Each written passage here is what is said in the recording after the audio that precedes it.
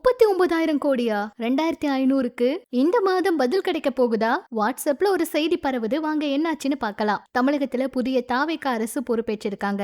மதிப்புமிக்க மகளிர் திட்டம் குறித்த எதிர்பார்ப்பு மக்கள் கிட்ட ரொம்ப அதிகமா இருக்கு. விஜய் அவர்கள் கிட்ட எல்லாருமே மாதம் இந்த 2,500 ரூபாய் பணம் இந்த மாதம் நிச்சயமா கொடுப்பாங்களா அப்படிங்கிற கேள்விகளை எழுப்பிட்டே இருந்தாங்க. அந்த வகையில தொடர்ந்து மக்கள் கேட்டுட்டு இருந்த கேள்விக்கு இப்ப பதில் கிடைக்க போகுது. ஜூன் 15ஆம் தேதியே பெண்களோட வங்கி கணக்குல 2,500 ரூபாய் வரவு வைக்க போறாங்களாம். இந்த செய்தி வாட்ஸ்அப் குழுக்கள்ல பரவிட்டு இருக்கு. புதிய அரசு இன்னும் முழுமையா பட்ஜெட் தாக்கலை பண்ணவே கிடையாது. ஜூன் 15 அன்னைக்கு வழக்கமா 1000 மட்டும்தான் தகுதி வாய்ந்த பெண்களோட கணக்குல வரவு வைக்க போறாங்களாம். 2,500 வராதுன்னு அரசு வட்டாரங்கள்ல சொல்றாங்க. ஏன்னா சுமார் 1.3 கோடி பெண்கள் இந்த திட்டத்தின் கீழ் பயன்பெற்று வராங்க.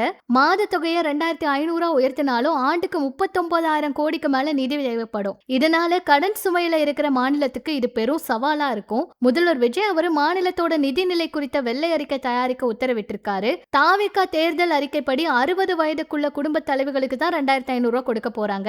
15% பேரா இருக்கிற 60 வயதுக்கு மேற்பட்டோர முதியோர் ஓய்வூதிய திட்டத்துக்கு மாற்ற பணியும் இப்ப நடக்க போகுதாம். தகுதியற்ற கார்டை எல்லாம் நீக்க போறாங்களாம். இந்த தகவல் இப்ப வெளியாகிருக்கு. அரசு வட்டாரங்களோட தகவல் படி ஜூன் இறுதி இல்லனா ஜூலை மாதத்துல தாவேகா அரசோட முதல் பட்ஜெட் கூட்டத்தொடர் நடைபெற இருக்கு. இந்த மதிப்புமிக்க மகளிர் திட்டம் குறித்த அதிகாரப்பூர்வமான முழு அறிவிப்பு சீக்கிரமா வெளியாகும் எதிர்பார்ப்பு இருக்கு. இது பற்றி உங்களோட கருத்துக்களை சொல்லுங்க.